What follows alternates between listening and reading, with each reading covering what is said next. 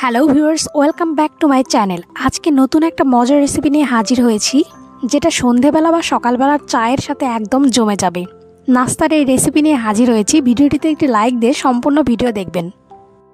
আজকে আমি খই মশলা তৈরি করে দেখাবো। এটি ভীষণ ইজিভাবে তৈরি করা যায়। এখানে আমি পরিমাণ মতো খই নিয়েছি, খইটাকে ভালো করে বেছে নিয়েছি।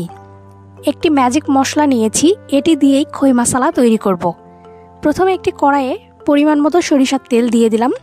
এখানে আপনারা চেষ্টা করবেন সরিষার তেলটা দেওয়ার।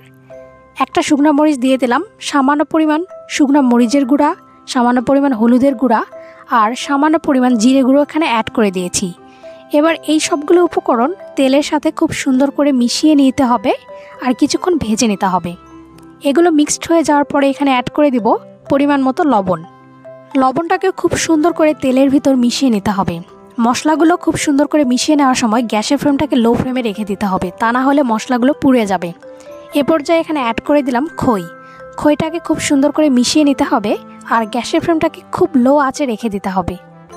এবার খুব সুন্দর করে হাতা দিয়ে খইয়ের সাথে মশলাগুলো মিশিয়ে নিতে হবে।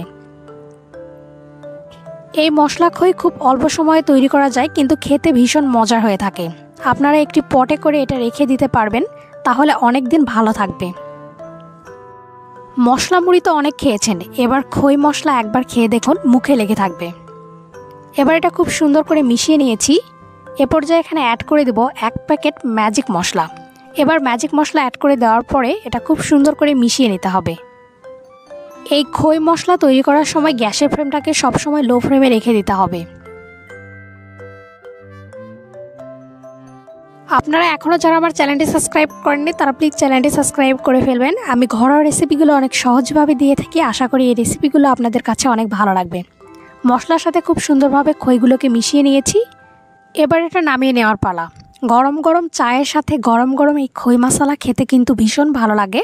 অবশ্যই আপনারা বাসাতে এটা ট্রাই করে দেখবেন। আর মশলার অনেক একটা সেন্ট আসে, যার কারণে খেতে আরও ভালো লাগে।